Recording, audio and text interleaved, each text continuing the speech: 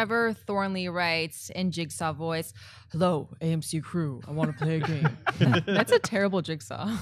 For years, you have called yourselves avid Star Wars fans. Well, now, time to put your fandom to the test. There's a theater showing Star Wars The Force Awakens tonight, but before you see it, you must watch the Star Wars prequel trilogy twice. How much horrible dialogue will you sit through to see the next movie that could possibly be bad? How much pain will you endure to prove your fandom, or will you wait 6 safe months to see it in December?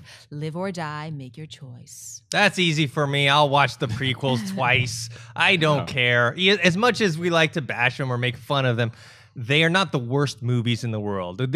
We have problems with them. It's because we love the franchise so much. I've seen worse movies. I just saw Aloha was a way worse movie than the Star Wars prequels. And there are entertaining and redeeming qualities about the prequels. There's just things that we just really don't like about them. So I'll sit through. I'll watch it 3 times if I got to watch The Force Awakens tonight. Christian?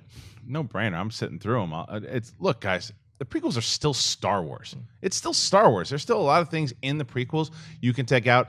Attack of the Clones is tough, but the majority of those movies, you can take a lot out of it. If you're a Star Wars fan, you can take a lot out. And the good news is when you're done with it after watching it twice, by the time Revenge of the Sith is over, which is the best of the 3, you go, okay, whatever's coming up now is going to be better than that. So it's, like I said, there are still a lot of great moments that the prequels have created in the Clone Wars series and all this stuff that we've gotten now.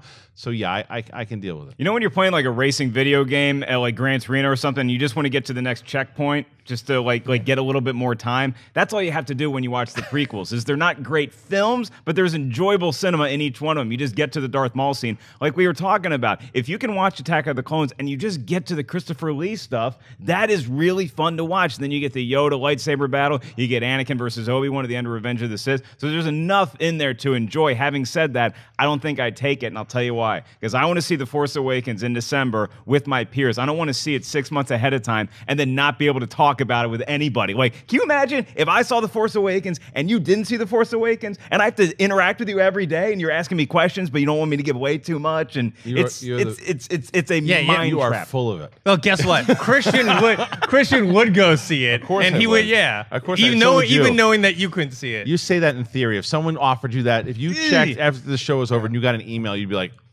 you'd be gone. And then you can lord it over everyone else for months. You're like, oh, guess what I saw? Oh, I know what happens. All that stuff. Oh man, it'd be hard.